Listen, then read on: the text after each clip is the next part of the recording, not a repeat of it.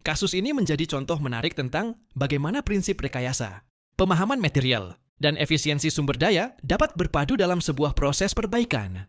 Mur berukuran besar yang mengalami patah struktural sebenarnya bisa dengan mudah diganti dengan komponen baru karena harga pasarnya relatif terjangkau. Namun, alih-alih memilih penggantian, Pak Lauba justru memutuskan untuk melakukan perbaikan.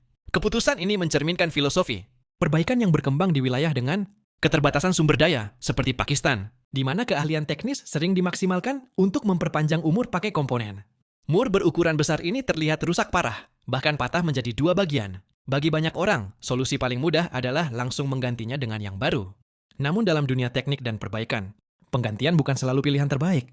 Dengan pemahaman material dan metode yang tepat, komponen seperti ini masih memiliki potensi untuk diperbaiki dan digunakan kembali. Proses perbaikan dimulai dengan menjepit mur pada ragum agar posisinya stabil.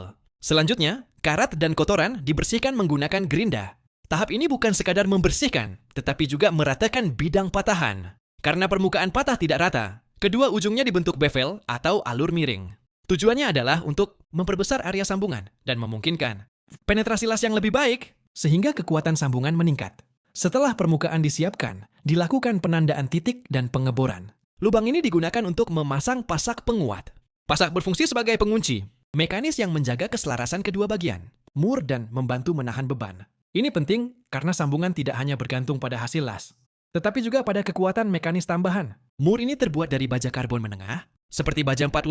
Jenis baja ini banyak digunakan pada komponen mesin karena memiliki kekuatan cukup tinggi, namun masih memiliki keuletan dan dapat dilas serta dikerjakan ulang dengan teknik yang benar. Inilah alasan utama mengapa perbaikan masih memungkinkan dilakukan secara aman. Setelah pasak terpasang, pengelasan dilakukan pada area bevel. Pengelasan berfungsi sebagai pengikat metalurgi yang menyatukan kedua bagian secara permanen. Kombinasi pasak dan las menghasilkan sambungan yang lebih andal dibanding hanya salah satunya saja. Tahap akhir adalah pemesinan ulang menggunakan mesin bubut. Permukaan luar dirapikan, dan ulir bagian dalam dikerjakan kembali. Karena area bekas las dapat menyebabkan deformasi. Dengan pemesinan ulang, ulir kembali presisi dan memenuhi standar penggunaan. Dari proses ini, kita belajar bahwa perbaikan bukan sekadar menghemat biaya, tetapi merupakan penerapan ilmu material, mekanika, dan manufaktur.